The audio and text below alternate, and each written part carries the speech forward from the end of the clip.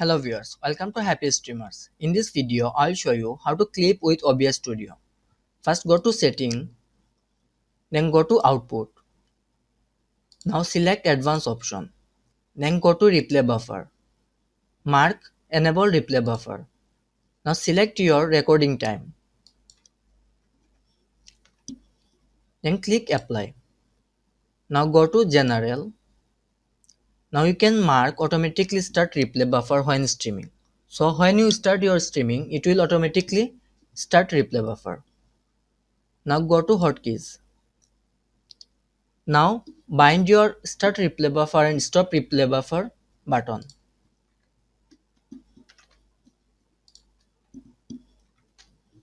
Then click Apply. You can set the output folder. Go to Recording, then select your output folder. Then hit OK. Now you can see there are Start Replay Buffer option there. Now when you will start streaming, you can record your clip. That's all. If you like this video, please subscribe. Thank you.